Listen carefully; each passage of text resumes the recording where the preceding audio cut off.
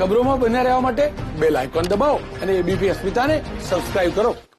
રાજકોટની ઉદય શિવાનંદ કોવિડ હોસ્પિટલમાં અગ્નિકાંડ પછી હવે મહાનગરપાલિકા એક્શનમાં આવી છે. સરકારી પદ્મકુંવરબા હોસ્પિટલને ફાયર સેફટી અંગે નોટિસ પાઠવવામાં આવી છે. પદ્મકુંવરબા હોસ્પિટલના ફિઝિયોથેરાપી વિભાગમાં ફાયર સેફટીના સાધનો જ ન હોવાનું સામે આવ્યું. અલગ અલગ 15 હોસ્પિટલને નોટિસ ફટકારવામાં આવી છે. અગ્નિકાંડ પછી મહાનગરપાલિકા એક્શનમાં જોવા મળી રહી છે અને જ્યાં પણ ફાયર સેફટીના નિયમોનું પાલન નથી થતું તે તમામ હોસ્પિટલ્સને હવે નોટિસ પાઠવવાની કામગીરી મહાનગરપાલિકાએ શરૂ કરી છે. સરકારી હોસ્પિટલ પદ્મકુંવરબા હોસ્પિટલને ફાયર સેફટી અંગે નોટિસ પાઠવાઈ. ફિઝિયોથેરાપી વિભાગમાં ફાયર સેફટીના સાધનો ન જણાતા કાર્યવાહી કરાઈ.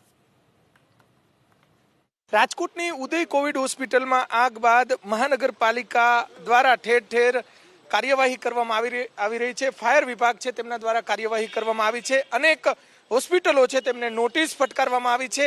અત્યારે રાજકોટની સરકારી પદ્મકુંવરબા જે હોસ્પિટલ છે તેની અંદર નોટિસ ફટકારવામાં આવી છે. ડોક્ટર કેતન પીપળિયા જે પદ્મકુંવરબા હોસ્પિટલના સુપ્રિન્ટેન્ડન્ટ આપણી સાથે છે, આપણે એમની સાથે વાત કરીશું. સર, કયા કયા સાધનો નથી?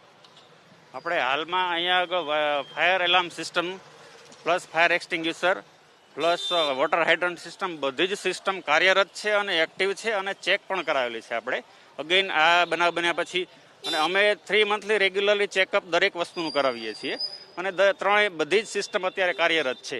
પ્લસ પદ્મકુંવરબા હોસ્પિટલનું રેગ્યુલરલી વાર્ષિક ફાયર એનઓસી પણ અત્યારે અવેલેબલ છે, જે અમે રેગ્યુલરલી વર્ષોથી નિભાવીએ છીએ. છે તમારી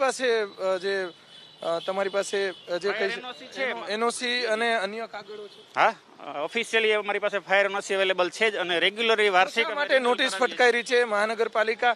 હમણાં થોડી વાર પહેલા જ અમે અધિકારી સાથે વાત કરી, પણ એટલે હાલમાં મારી પાસે કોઈ પણ પ્રકારની નોટિસ આવેલ નથી. છતાં કોઈ નાની મોટી કોઈ ફાયર દ્વારા વિભાગ દ્વારા કોઈ સજેશન હશે તો અમે ચોક્કસથી એ વસ્તુને ઇમ્પ્રૂવ કરી દઈશું.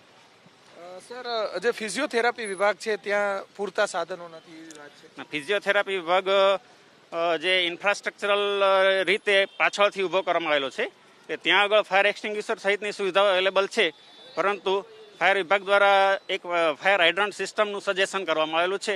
તો એ બાબતે અમે ઇમ્પ્રૂવ કરી અને એકોર્ડિંગલી સિસ્ટમ આપ કહો છો બધી છે, પણ આગ લાગે ત્યારે ઉપયોગ કરતા આવડે છે? કોઈ એક્સપર્ટ લોકો છે આપણી પાસે?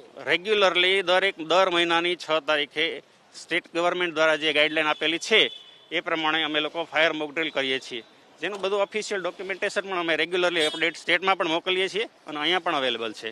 સર, હોસ્પિટલમાં જ કર્મચારીઓ તાલીમ લીધેલા છે? હા, અમે રેગ્યુલરલી બધા જ કર્મચારીઓને તાલીમ મંથલી આપીએ છીએ.